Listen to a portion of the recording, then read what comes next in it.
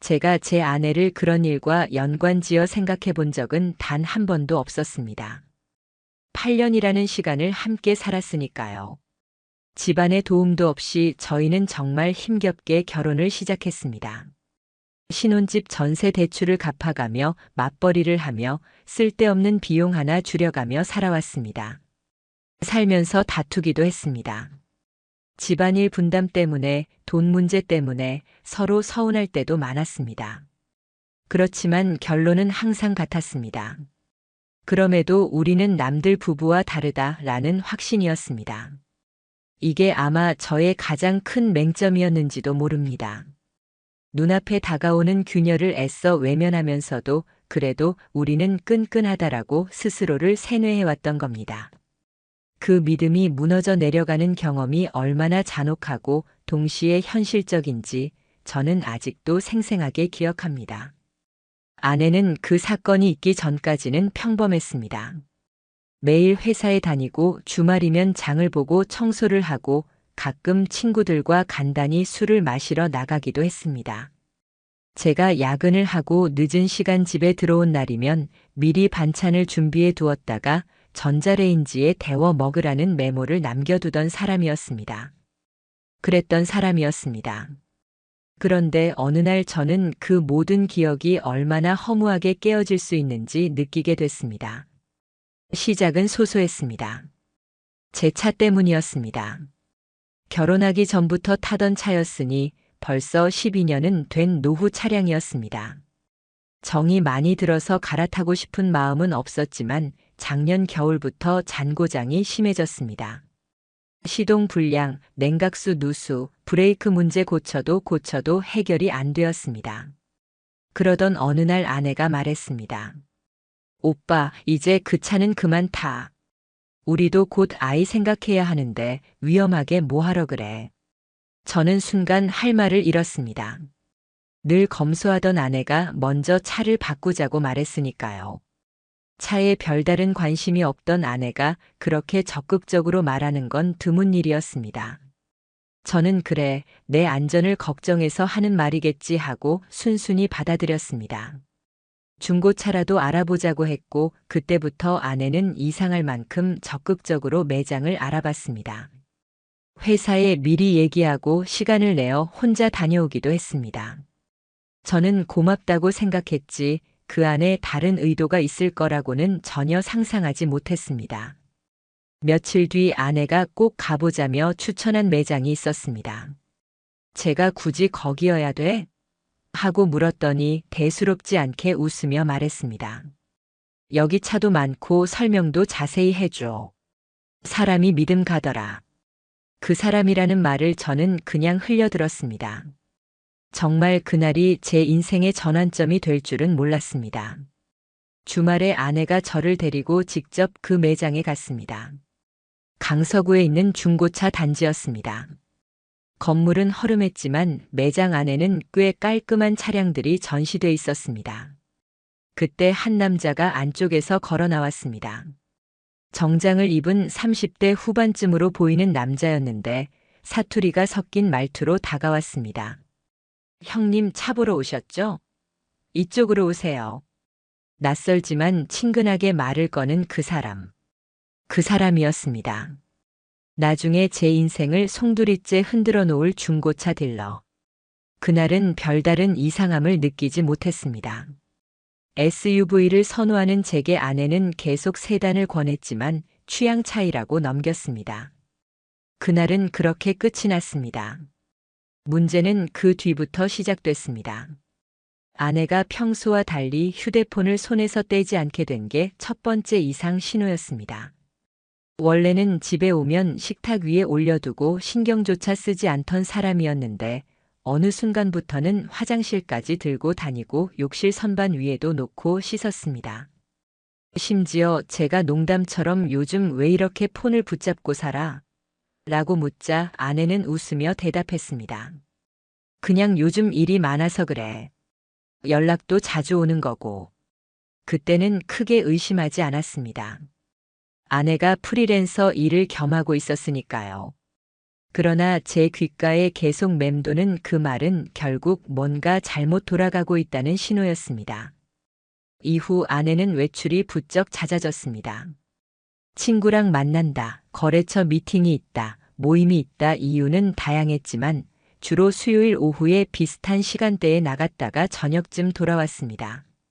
정기적인 패턴이 있다는 건 저 같은 일반인에게도 이상하게 다가왔습니다. 결정적인 순간은 우연히 찾아왔습니다. 어느 수요일 회사에 사정이 생겨 조퇴를 하게 됐습니다. 그날도 아내는 같은 시간에 외출했습니다. 정갈하게 옷을 입고 향수까지 뿌리고 저는 그걸 보고 설명할 수 없는 불안을 느꼈습니다. 결국 아무 말 없이 뒤를 밟았습니다. 지하철을 타고 내린 아내는 곧장 어느 건물 앞으로 향했습니다. 낯이 익었습니다. 불과 얼마 전 함께 갔던 중고차 매장이었습니다. 저는 스스로 안심시키려 했습니다. 차 보러 또 온 거겠지. 그래, 내 걱정을 해주는 거겠지.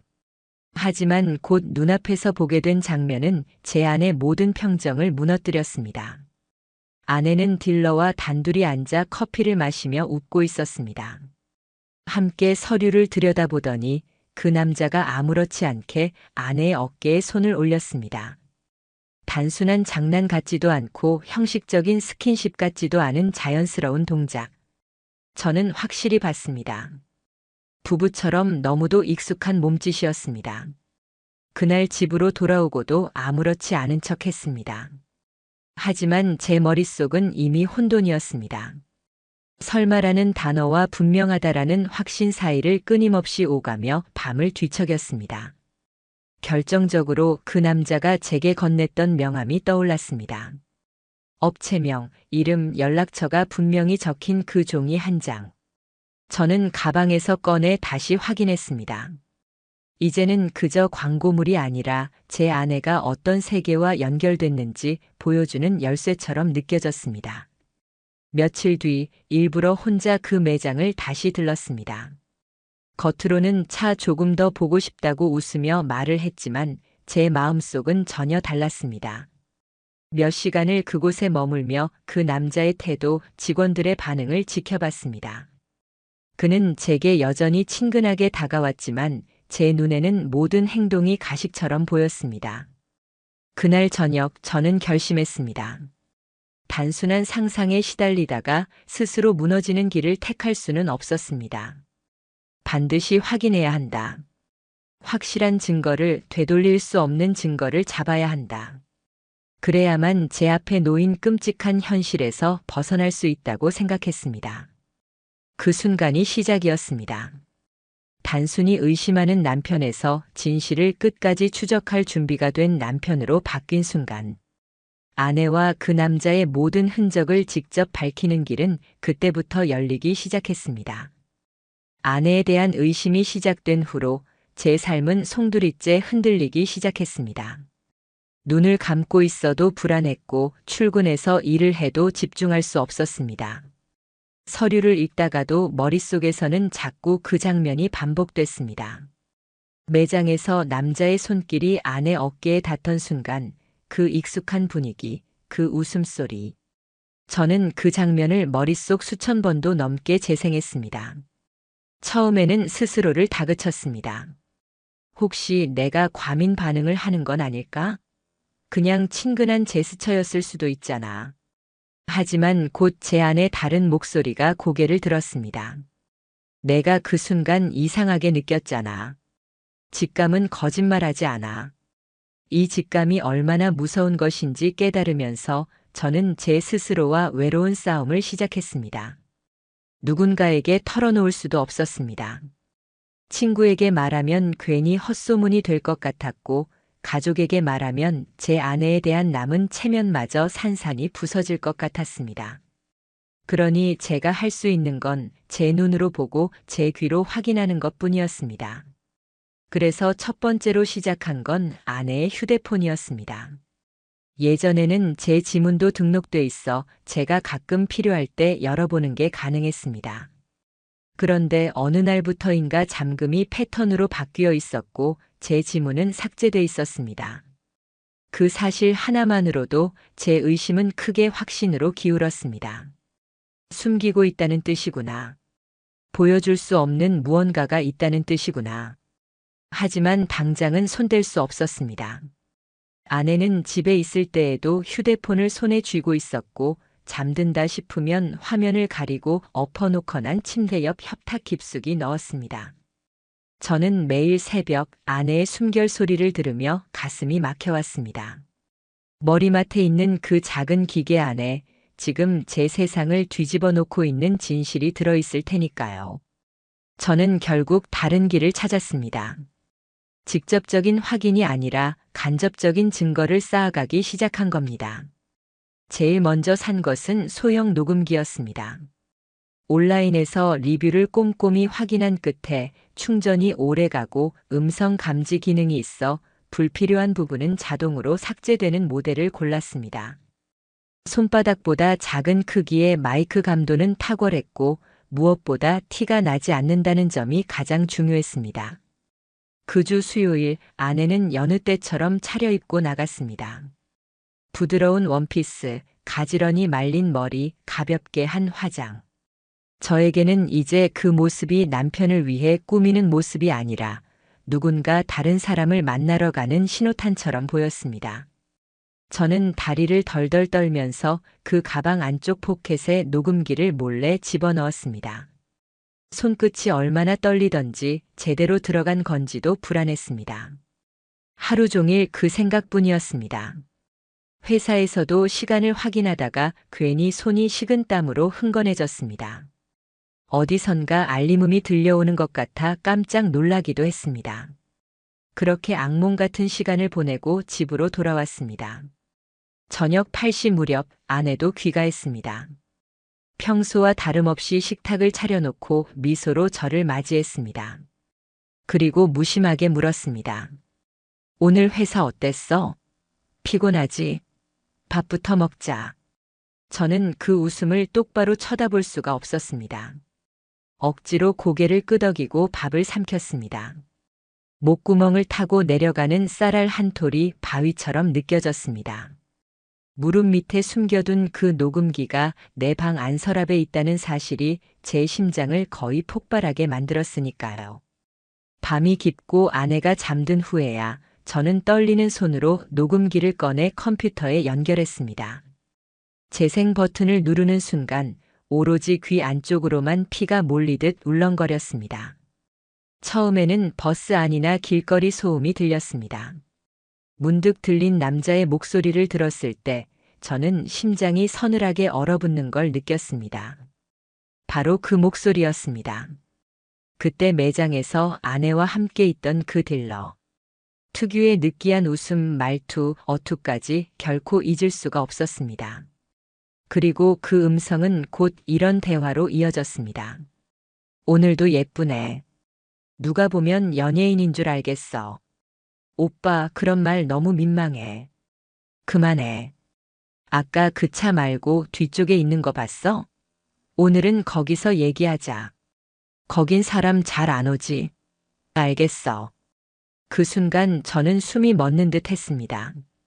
세상 모든 소리가 멀어지고 귀에는 단지 그 짧은 문장들만 울림처럼 남았습니다. 거기서 얘기하자. 그 말이 가진 의미는 너무도 분명했습니다. 차를 핑계로 사람 없는 곳에서 단둘이 시간을 보내겠다. 그 이상의 해석이 필요 없었습니다. 녹음 파일을 더는 들을 수 없었습니다. 순간 귀를 틀어쥐고 그대로 바닥에 무너지듯 쓰러졌습니다. 머릿속에는 벌써 상상이 그림처럼 펼쳐졌습니다. 차 안에서 웃으며 이야기를 나누는 둘, 그리고 이어질 장면들. 오히려 상상이 실제보다 더 고통스러웠습니다. 눈을 감으면 생생하게 그려졌습니다. 숨은 거칠어지고 가슴은 미친 듯이 뛰었습니다. 그날 이후 저는 잠을 이룰 수 없었습니다. 눈을 감아도 뜨고 있어도 그 웃음소리와 대사가 맴돌았습니다. 머릿속에 아내 얼굴을 떠올리면 동시에 다른 남자와 함께 있는 모습이 떠올랐습니다. 아내를 사랑했던 감정이 그 순간마다 증오와 분노, 그리고 심연 같은 배신감으로 바뀌었습니다. 그러나 멈출 수 없었습니다. 이제 시작이라는 생각뿐이었습니다. 이대로 멈추면 제가 본 것과 들은 것들은 그저 제 망상이 되고 말 겁니다. 증거가 필요했습니다. 명확히 부인할 수 없게. 그리고 그 증거로 저를 기만한 두 사람을 무너뜨려야 했습니다. 그 다음 제가 준비한 것은 GPS 추적기였습니다. 요즘은 일반인도 누구나 구매할 수 있는 장치였고 설치도 간단했습니다. 자석으로 부착하면 차량 하부에 붙어 떨어지지 않았고 별도의 앱으로 실시간 위치 확인도 가능했습니다. 조그만 박스 하나였지만 제겐 모든 진실을 밝혀줄 검은 상자 같았습니다. 어느 날 밤 아내가 곤히 잠든 사이 저는 몰래 차고로 내려갔습니다. 차 불빛도 켜지지 않게 휴대폰을 3번이나 확인하고 손전등 대신 작은 열쇠용 손전구를 썼습니다. 무릎을 꿇고 차 밑으로 손을 뻗으면서 제 심장 소리 때문에 오히려 차가 울릴 것 같다는 두려움마저 스쳤습니다. 하지만 다행히 추적기는 매끄럽게 붙었습니다. 이제 남은 건 기다림이었습니다. 다음 수요일 제 인생 2번째로 가장 길었던 하루가 시작됐습니다. 아내는 언제나처럼 평온한 미소로 말했습니다. 오빠, 나 오늘 미팅 있어서 늦을 수도 있어. 저는 세상에서 가장 연기력이 뛰어난 배우라도 된 듯 미소를 지어 보이며 대답했습니다. 그래, 조심히 다녀와. 그렇게 말하고는 스마트폰 속 앱을 켰습니다. 지도 위 초록점 하나에 모든 정신이 빨려 들어갔습니다. 시간은 평소와 다름없이 정확했습니다. 오후 1시쯤 아내의 차는 집 근처를 떠났습니다. 이동 경로가 선명하게 표시됐습니다.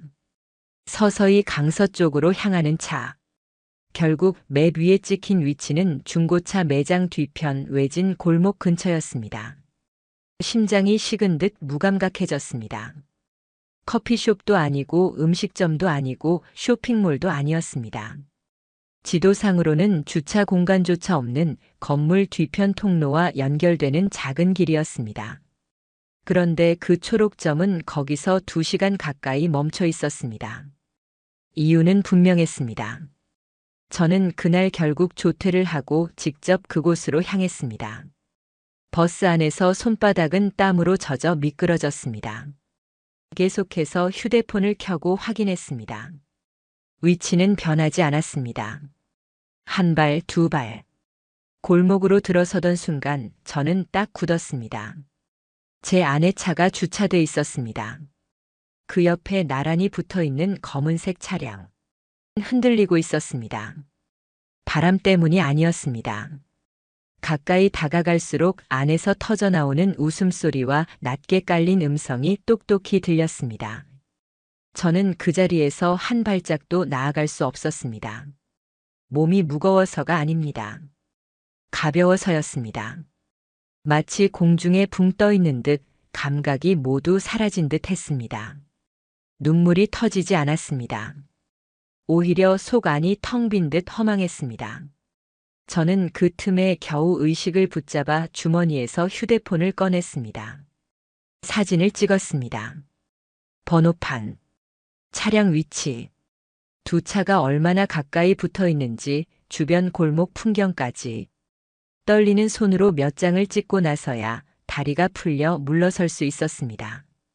그날 집으로 돌아왔을 때 아내는 여느 때처럼 저녁상을 차려두고 있었습니다. 환히 웃으며 말했습니다. 오늘 거래처 사람이랑 미팅 잘 끝났어. 오빠는 어땠어? 그 말이 제 귀에 박히는 순간 저는 오히려 더 담담해졌습니다. 이제 웃음도 나오지 않았습니다. 다만 속으로 단 하나만 되뇌었습니다. 이제 끝이다. 이제부터 나는 지옥의 문을 열 것이다. 그날 밤 저는 변호사를 찾기 위해 수십 군데 웹페이지와 상담 사례를 뒤졌습니다. 상간남 소송 전문이라는 문구에 제 손가락이 멎었습니다. 이제 시작이었습니다. 아내와 그 남자의 관계를 직접 확인하고 난 이후 제 안에서 무언가가 완전히 바뀌었습니다. 예전까지는 단순히 의심과 불안, 그리고 감정적인 동요였다면 이제부터는 차가운 이성이 자리 잡았습니다. 저는 더 이상 흔들리는 남편이 아니었습니다. 이제는 저를 우습게 본 사람들, 제 인생을 농락한 사람들을 반드시 무너뜨려야 하는 피해자였고 동시에 싸움의 준비를 해야 하는 전사가 됐습니다. 며칠 동안은 일부러 아무렇지 않게 행동했습니다. 아내 앞에서 웃기도 하고 평소처럼 오늘 하루 어땠어? 하고 묻기도 했습니다. 아내는 여전히 아무 일 없다는 듯 심지어 더 다정하게 굴기도 했습니다. 하지만 그녀의 말 한마디 한마디, 눈빛 하나하나가 전부 거짓처럼 느껴졌습니다. 그게 오히려 저의 확신을 더 단단하게 해줬습니다. 저는 먼저 그동안 확보한 자료를 정리하기 시작했습니다. GPS 추적 기록, 녹음 파일, 직접 찍은 차량 사진들. 이 증거들을 안전하게 보관해야 한다는 생각이 들어 외장 하드에 옮기고 클라우드에 백업까지 했습니다. 그 과정 자체가 더 이상 나만의 착각이 아니다라는 확신이었습니다. 그러고 나서 진짜 전환점이 찾아왔습니다. 저는 결국 변호사 상담을 예약했습니다. 사실 처음에는 망설였습니다. 이걸 법적으로 끌고 가도 괜찮을까? 남들이 더럽다 가정사인데 왜 소송까지라고 말하면? 하지만 생각은 금세 정리됐습니다. 지금 이 순간에도 저를 기만하는 사람들은 당당하게 웃고 있다는 사실이 견딜 수 없었습니다. 상담실에 들어가자마자 저는 최대한 차분히 말했습니다.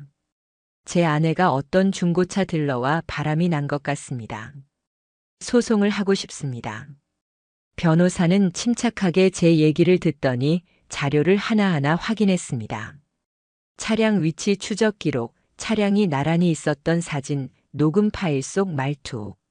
다 보고 나서 변호사가 말했습니다. 이 정도만으로도 어느 정도 가능성이 있습니다.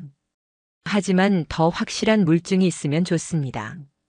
예를 들어 차량 내부 대화 녹취, 호텔 출입 장면, 혹은 카카오톡 메시지.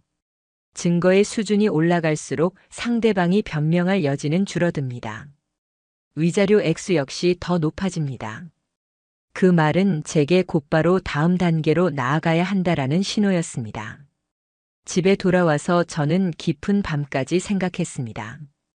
아내의 얼굴을 보면서 이 불합리한 현실을 그냥 견딜 수는 없었습니다. 저는 결심했습니다. 차량 내부에 직접 장비를 설치하자. 만약 둘이 차 안에서 다시 만난다면 그 대화와 행동이 고스란히 드러날 테니까요. 다음 날 저는 작고 긴 박스 하나를 손에 넣었습니다. 초소형 녹음기였습니다.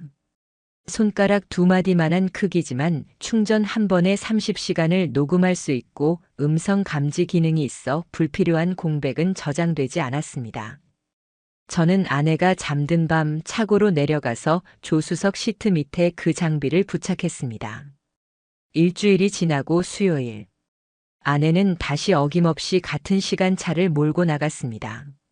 저는 퇴근하자마자 조심히 차고에 내려가 장비를 회수했고 방에 들어가 컴퓨터에 꽂았습니다. 그리고 그 파일 속에서 저는 참혹한 대화를 들었습니다. 오늘은 어디 갈까? 지난번에 갔던 그 식당 갈까? 응. 근데 오늘은 조금 더 멀리 갈까? 오빠가 좋은데 알아놨대잖아. 근데 우리 이렇게 계속 만나도 괜찮아? 남편은 눈치 못 채? 괜찮아. 그 사람은 바보야. 완전히 믿고 있어. 그 순간 무릎이 꺾이듯 바닥에 주저앉았습니다. 아내 입에서 바보라는 단어가 흘러나오는 걸 제 귀가 직접 들었다는 사실은 사진이나 위치 기록보다도 몇 배는 더 강력한 고통이었습니다. 내가 바보였구나. 내가 믿은 게 우스운 거였구나. 하지만 이 고통은 곧 분노로 바뀌었습니다. 녹취 파일을 이어가던 중 그 남자의 목소리가 또렷하게 들렸습니다. 조만간 차 한 대 뽑자. 내 명의로 등록해. 내가 타고 다니면 편할 것 같아. 그럼 괜찮을까? 그러다 들키면.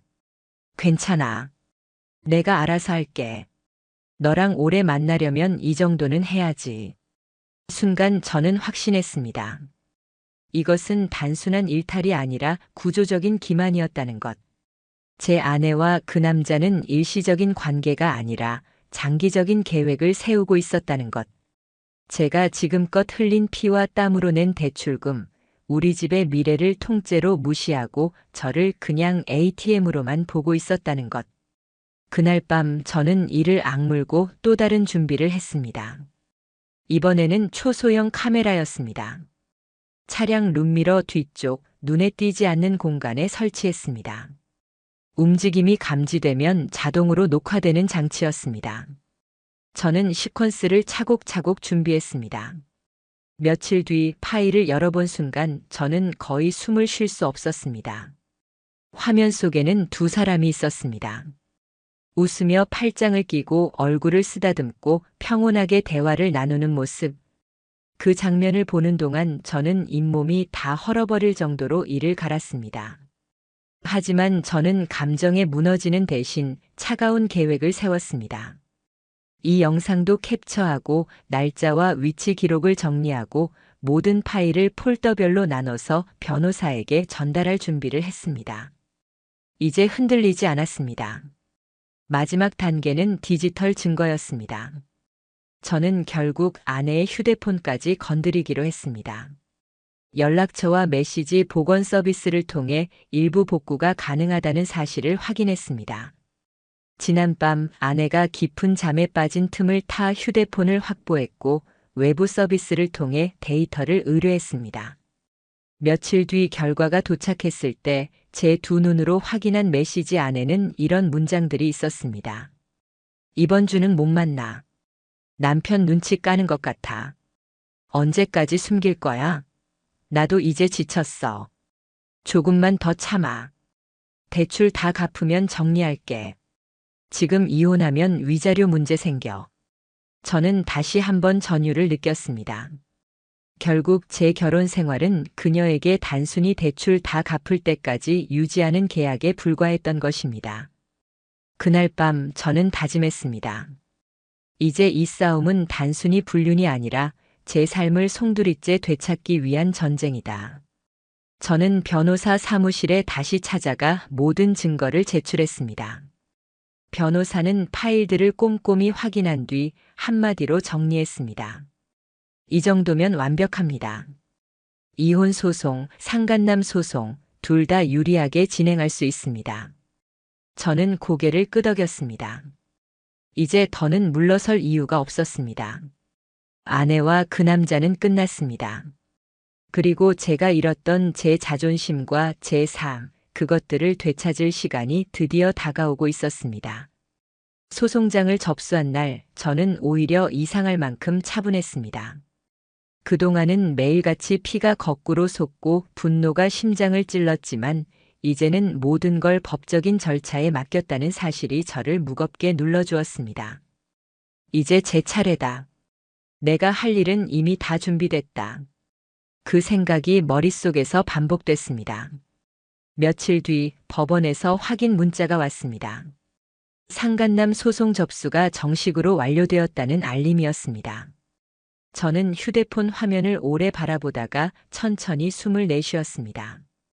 이 알림은 단순한 메시지가 아니라 두 사람의 거짓말이 이제 세상에 드러나기 시작했다는 증거였으니까요.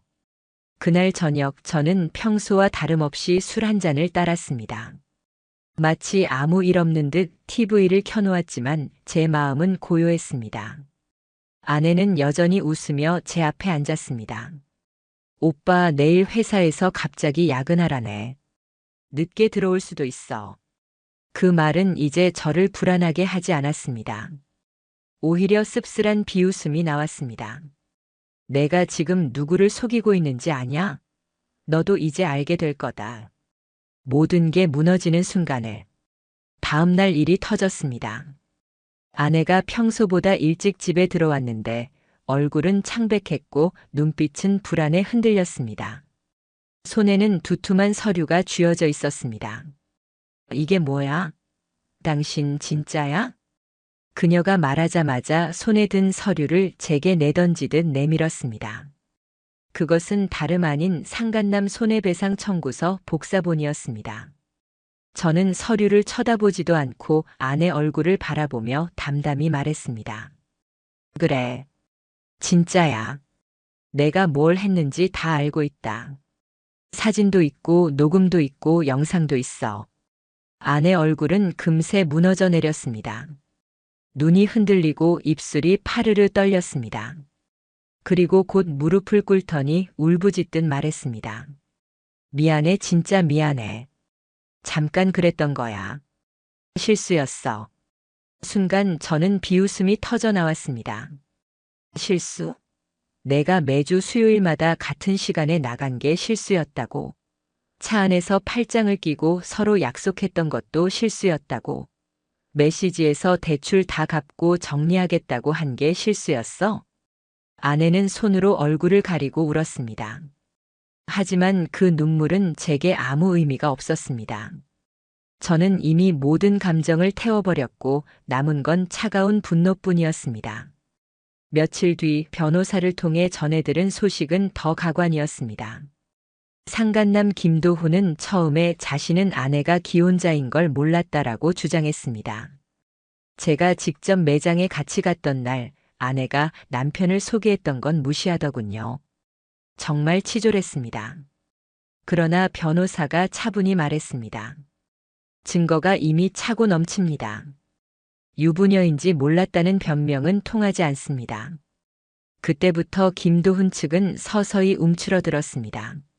매장 운영도 불안정해졌다는 얘기를 들었고 인터넷 커뮤니티에는 땡땡딜러 불륜 소송 걸렸다더라는 글이 돌기 시작했습니다. 제가 퍼뜨리지도 않았는데 자연스럽게 입에서 입으로 번져갔습니다. 사람들은 자극적인 이야기에 민감했고 누군가 이름을 흘리면 금세 소문은 부풀려졌습니다. 그리고 마침내 첫 번째 재판일이 다가왔습니다. 저는 단정히 양복을 입고 법정으로 들어갔습니다. 그곳엔 변호사와 함께 앉았고 맞은편에는 초췌한 아내와 시선을 바닥에 고정한 김도훈이 있었습니다. 재판장이 차분히 물었습니다. 피고 원고의 주장에 대해 인정합니까? 김도훈은 떨리는 목소리로 말했습니다. 네, 인정합니다. 잘못했습니다. 아내 역시 울음을 삼키며 고개를 끄덕였습니다. 그 순간 저는 이상한 허탈감을 느꼈습니다.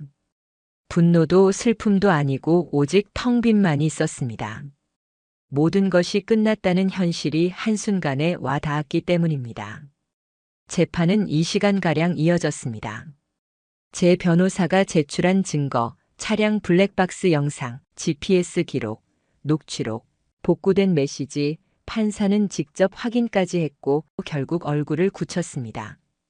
이 정도면 더 이상의 변명은 필요 없어 보입니다. 재판장이 한 그 짧은 말은 제 몇 달간의 고통이 결코 망상이 아니었다는 증명이었습니다. 재판이 끝나고 법정을 나설 때 김도훈은 고개를 푹 숙이고 있었습니다. 아내 역시 울먹이며 제 시선을 피했습니다. 저는 그들을 지나치며 마음속으로 말했습니다. 이제 시작이다. 앞으로 내 인생은 무너지는 길뿐이다. 그 후 김도훈의 매장이 폐업 절차에 들어갔다는 소식이 들려왔습니다. 거래처와의 계약은 줄줄이 해지되었고 인터넷에는 그와 관련된 비난글이 넘쳐났습니다. 신용불량자로 등록됐다는 얘기까지 흘러나왔습니다. 아내는 회사에서 소문이 퍼지면서 결국 조용히 사직서를 냈습니다. 예전의 당당한 모습은 어디에도 없었고 그녀는 지방 작은 방에서 부모님 눈치를 보며 살고 있다는 소식만 들려왔습니다. 그들의 몰락을 확인하면서도 제 마음 한켠은 결코 편안하지 않았습니다. 이겼다, 복수했다는 만족감이 들기도 했지만 동시에 돌이킬 수 없는 상처가 제 안에 깊이 남아있음을 느꼈습니다. 너무나 사랑했던 사람에게 배신당했고 그 사랑은 이제 증오와 서류 몇 장으로만 남았기 때문입니다. 그러나 저는 이 모든 과정을 통해 깨달았습니다. 한 번 속은 건 제 탓일 수 있습니다. 하지만 두 번 다시 속이는 건 제 허락 없이는 불가능하다는 것. 이제 저는 제가 지켜야 할 단 하나의 삶, 바로 제 자신을 지킬 준비가 끝난 사람이었습니다. 최종 선고가 내려지던 날, 저는 법정 앞 복도에 홀로 앉아 있었습니다. 심장이 요동칠 것이라 예상했지만 이상하게도 고요했습니다. 마치 오래 기다려온 겨울이 드디어 끝나고 처음 맞이하는 봄날의 대기처럼 잔잔했습니다. 잠시 후 문이 열리며 사람들이 하나둘 법정 안으로 들어갔습니다. 아내와 김도훈도 모습을 드러냈습니다. 이제는 전혀 다른 사람들이 되어 있었습니다. 아내의 얼굴은 퀭했고 화장기조차 희미했습니다. 김도훈은 더 비참했습니다. 정장마저 구겨진 채 초점을 잃은 눈빛으로 의자에 앉았습니다. 잘 나가던 딜러의 모습은 온데간데 없고 그저 몰락한 신세가 눈앞에 앉아 있었습니다. 판사가 서류를 정리한 뒤 말했습니다. 혼인 파탄 및 상간 소송과 관련하여 판결을 선고합니다. 그 순간 법정 안 공기는 유리처럼 단단해졌습니다. 판결문은 선명했습니다. 피고 김도훈은 원고에게 정신적 손해배상금 5천만 원을 지급하라. 피고 아내는 혼인 파탄의 명백한 귀책 사유가 인정되므로 원고와의 혼인을 해소하며 위자료 7천만 원을 지급하라. 저는 숨도 쉬지 않고 그 외마디를 들었습니다. 5천만 원, 7천만 원. 단순한 액수 이상의 의미였습니다. 그 숫자는 지난 몇 달간의 제 고통에 사회적, 법적 평가가 내려졌음의 상징이었습니다. 이제 제 아픔이 더 이상 망상이 아니었고 법정에서 확실하게 구체화된 정의가 되었던 겁니다. 저는 고개를 천천히 떨구며 깊게 숨을 내쉬었습니다. 눈물이 왈칵 차올랐습니다. 누가 보면 단순한 재판 승리라고 생각하겠지만 그 안에는 제가 다 잃어가며 버틴 고통의 시간이 전부 들어 있었습니다. 판사가 퇴정하고 변호사가 제 어깨를 가볍게 두드리며 말했습니다. 이 정도 결과면 원고 측은 최선입니다. 수고 많으셨습니다. 저는 고개를 끄덕였습니다.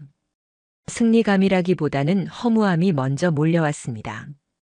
법정 밖으로 나가는 길, 아내는 제게 말을 걸지 못했습니다. 눈물로 가득한 얼굴을 틀어막고 고개를 숙인 채 빠르게 걸어 나갔습니다. 김도훈 역시 저와 눈이 마주치지 않았습니다.